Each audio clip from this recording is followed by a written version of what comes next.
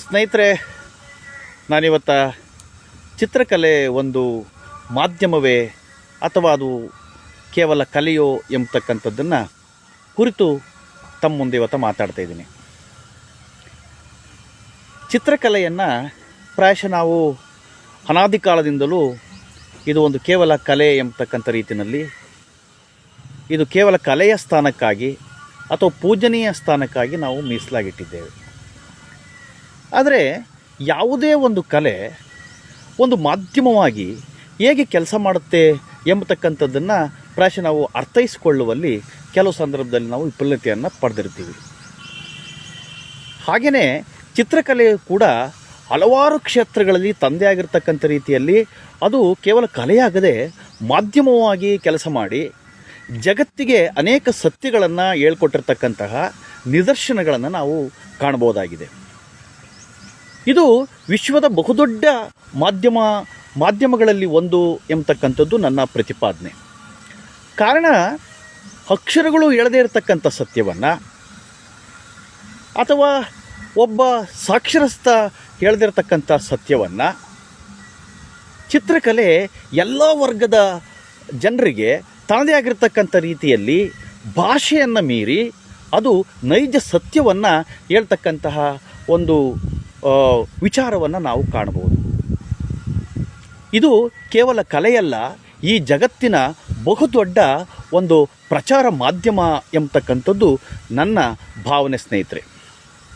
ಅದಕ್ಕೆ ಇತ್ತೀಚೆಗೆ ಕಂಡಂತಹ ನಾವು ಕೋವಿಡ್-19ನ ಸಂದರ್ಭದಲ್ಲಿ ಈ ಕೋವಿಡ್ ಎಂಬತಕ್ಕಂತಹ ಈ ಪ್ರಪಂಚವನ್ನು ತಲ್ಲಣಗೊಳಿಸಿದಂತಹ ಅಥವಾ ಪ್ರಪಂಚಕ್ಕೆ ಒಂದು ಎಮ್ಮಾರಿಯಾಗಿ ಬಂದಂತಹ ಈ ಕೋವಿಡನ್ನು ನಿಯಂತ್ರಣ ಮಾಡ್ತಕ್ಕಂಥ ಸಂದರ್ಭದಲ್ಲಿ, ಅಂದರೆ ಮನುಷ್ಯರು ಅಥವಾ ವ್ಯಕ್ತಿಗಳು ಅಥವಾ ಭಾಷೆ ಗೊತ್ತಿಲ್ಲದಿರ್ತಕ್ಕಂಥವರು ಹೇಗೆ ಮುಂಜಾಗ್ರತಾ ಕ್ರಮವನ್ನು ನಾವು ಕೈಗೊಳ್ಳಬೇಕು ಎಂಬತಕ್ಕಂಥದ್ದನ್ನು ಸಾಮಾನ್ಯವಾಗಿ ಚಿತ್ರಕಲೆ ಇಡೀ ಪ್ರಪಂಚಕ್ಕೆ ಸಾರಿ ಹೇಳಿರ್ತಕ್ಕಂಥದ್ದನ್ನು ನಾವು ಕಾಣ್ತೀವಿ.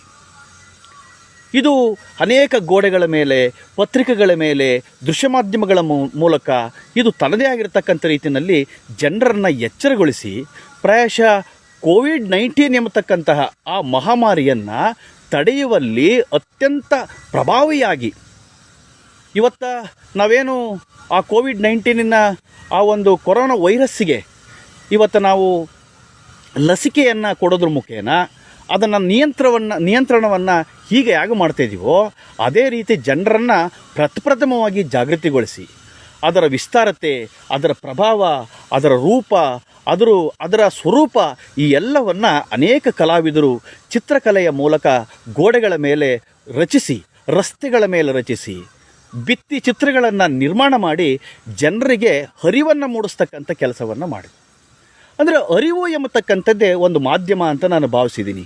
ಹಾಗಾಗಿ ಈ ಚಿತ್ರಕಲೆ ಎಂಬತಕ್ಕಂಥದ್ದು ಪೂಜನೀಯ ಸ್ಥಳದಲ್ಲಿ ಇದ್ದುಕೊಂಡು ದೇವರಾಗಿ, ಒಂದು ಶಕ್ತಿಯಾಗಿ, ಒಂದು ಯುಕ್ತಿಯಾಗಿ ಜನರಿಗೆ ತಿಳಿಸ್ತಕ್ಕಂತಹ ಎಲ್ಲ ರೀತಿಯಾಗಿರ್ತಕ್ಕಂತಹ ಒಂದು ಮಾಧ್ಯಮವಾಗಿ ಕೆಲಸ ಮಾಡಿರ್ತಕ್ಕಂಥದ್ದನ್ನು ಪ್ರಾಯಶಃ ನಾವು ಇವತ್ತು ನೋಡ್ತಿದ್ದೀವಿ. ಹೀಗಾಗಿ ಸ್ನೇಹಿತರೆ, ಚಿತ್ರಕಲೆ ಎಂಬತಕ್ಕಂಥದ್ದು ಕೇವಲ ಪೂಜನೀಯವಾಗಿರ್ತಕ್ಕಂತಹ ದೇವರ ಚಿತ್ರಗಳನ್ನ ಬರೆದು ಪೂಜಿಸಲ್ಪಡ್ತಕ್ಕಂತಹ ಭಕ್ತಿಯನ್ನು ತೋರಿಸ್ತಕ್ಕಂತಹ ಒಂದು ಕಲೆಯಲ್ಲ.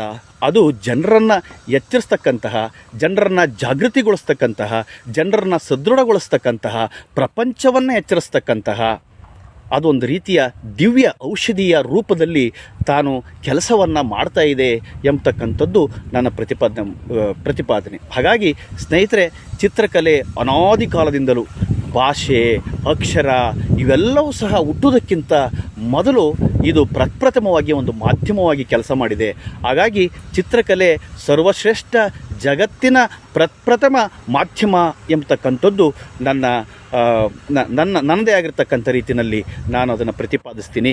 ಹೀಗಾಗಿ ಚಿತ್ರಕಲೆಯನ್ನು ನಾವು ಕೇವಲ ಕಲೆಯಾಗಿ ಅದನ್ನು ಗೌರವಿಸದೆ ಅದನ್ನು ಈ ದೇಶದ, ಈ ಪ್ರಪಂಚದ ಬಹುದೊಡ್ಡ ಮಾಧ್ಯಮ ಅಂತ ಗೌರವಿಸೋಣ ಎಂಬತಕ್ಕಂಥದ್ದು ನನ್ನ ಅಭಿಲಾಷೆ. Thank you.